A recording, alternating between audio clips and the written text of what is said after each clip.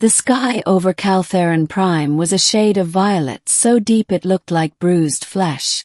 The alien students of the Interstellar Academy sat in loose circles on the grassy plain, their gazes fixed on the strange human crouched before a lopsided stack of wood, rope, and scavenged metal sheets. They whispered among themselves, mandibles clacking, frills flaring, or their luminous eyes blinking in disapproval. The lesson was a competition. Build a shelter before nightfall. Their professors wanted to see ingenuity under pressure. The prize. Simple. Survival during the thunder season. For the Valeth, whose skin shone like glass shards, a shelter was an elaborate lattice of resin hardened with solar heat. For the Ordaks, towering reptilian beings, it meant stone cairns stacked so thick they resembled fortresses. The delicate Cythery wove spore threads into domes that glowed faintly. And then there was the human, Elias Ward. He had scrounged broken branches, bent nails, discarded cloth, and tied them together with knots that seemed sloppy by alien standards. His roof sagged, his walls leaned, and the whole contraption looked as though a single gust of wind might tear it apart. The alien laughter was immediate. Is this the pride of soul? The species that dares call themselves engineers? Scoffed a Valeth with translucent skin. He will not last the first strike of thunder, rumbled an Ordak's warrior student, his scales gleaming. Elias only shrugged, sweat dripping down his temple as he hammered a bent plate into place with a rock. Doesn't have to be pretty, just has to work. The aliens exchanged glances, pity mixed with disdain. The beginning. The Interstellar Academy had never hosted a human before. Elias was the first, selected from a pool of Earth volunteers to prove humanity could stand alongside the galaxy's most advanced civilizations. He wasn't the strongest, the fastest, or the most brilliant. What he had, though, was stubbornness. When the assignment had been announced, build a storm shelter using only natural and discarded materials, Elias had smiled faintly.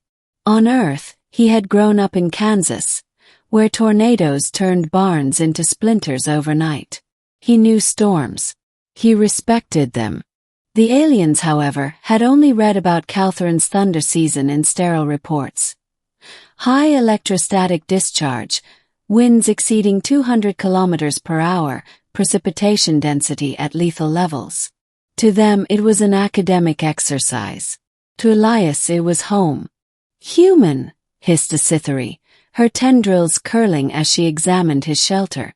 That structure will collapse the moment the sky breathes. Why do you waste your time? Elias sat back on his heels, wiping grime from his hands. He gave her a half-smile. Because storms aren't impressed by appearances. They don't care if you're beautiful or symmetrical. They just care if you're ready. The Cythery tilted her head, clearly not understanding. The middle. Night fell.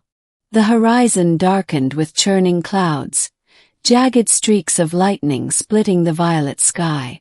The Academy instructors hovered in their observation craft, monitoring from above. The Valeth shelters glittered like crystal palaces. The Ordak's fortresses looked indestructible. The Cythery domes pulsed with soft bioluminescence. Elias's shack, by comparison, looked like a pile of garbage waiting for the recycling unit. The first thunderclap hit like a cannon blast. Winds howled, tearing through the plain. The alien shelters flexed under the strain, but they held, for now. Rain hammered down, each drop as heavy as a pebble, bouncing off scales, resin, and spores alike. Inside his shelter, Elias sat cross-legged. He had deliberately built his roof low, so the wind skimmed over rather than slamming into it. He had layered leaves between the metal sheets to muffle the rain. He had driven his support stakes deep into the ground, at angles that distributed force instead of fighting it head-on. "Work with the storm," he muttered. "Not against it." Another lightning strike crashed, the sky splitting open. Outside, the first screams began. The Valith resin cracked under the relentless battering of water, its glittering lattice turning brittle. A gust of wind ripped through their perfect geometry, shattering it like glass. The Ordak's fortress fared no better. Heavy stones, unanchored properly, toppled one after another, crushing supplies and pinning tails. Their weight became their weakness. The Cythery domes absorbed water too quickly. The glowing spore thread swelled, sagged, and collapsed in on itself, drenching its builders in a tangle of useless biomass. Through it all, Elias's crooked little shack rattled and groaned, but it bent where it needed to bend. The rope knots tightened in the rain. The angled roof diverted torrents into ditches he had dug. The wind whistled past instead of striking square. Inside, Elias hummed an old earth tune to calm himself. Hours later, as dawn's pale light broke, the storm eased. The plain was littered with debris, fallen shelters, and shivering alien students. And there, still standing, was the human shack. The turning point.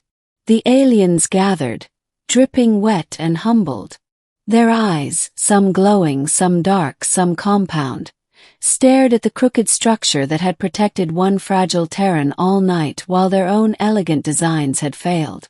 One of the Ordaks, his chest plate cracked from falling stone, snarled, This is trickery. No human craft should withstand a Caltheran thunder season." Elias crawled out, stretching his stiff legs. His hair was plastered to his forehead, but his grin was infuriatingly calm. "Not trickery, just experience. Where I come from, storms like this aren't special. They're Tuesday." The Valith hissed in disbelief. "How can a world survive such constant violence?" Elias's smile faded into something quieter, more serious. "Because we learned. We adapted. Every farmer in Kansas knows how to build a storm cellar. Every kid grows up hearing a siren and diving for shelter. Storms teach you humility. They don't care how advanced you think you are." The Cythery, shivering, whispered, "Then what you built, it was not meant to impress. Only to endure." "Exactly," Elias said. "The storm doesn't hand out points for beauty. Hands out graves.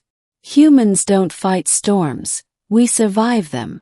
The instructors descended then, their robes soaked but their eyes gleaming with interest. They had watched everything. Professor Kor, a gray-scaled Ordak's elder, addressed the students. "You have witnessed the difference between knowledge and wisdom. Many of you relied on the teachings of your species alone. But this human, he brought something more. Experience carved by survival." Another professor added, "Let this lesson remain with you. Resilience often outweighs perfection." The ending. In the days that followed, the aliens no longer mocked Elias. They approached him with questions, studying his knots, his angled beams, his drainage ditches. Some even asked about Earth itself. "Do your storms always rage like this?" a Cythery asked, her tendrils quivering. Elias chuckled softly. "Sometimes worse. Tornadoes, hurricanes, blizzards, you name it. We didn't get the luxury of a gentle planet. We got one that tried to kill us every season. And that's why we learned." The Valith, who once sneered, now admitted, "Perhaps your world is the best teacher of all." Weeks later, during the Academy's symposium, the survival challenge was discussed as the highlight of the year. The aliens presented analyses of their failures.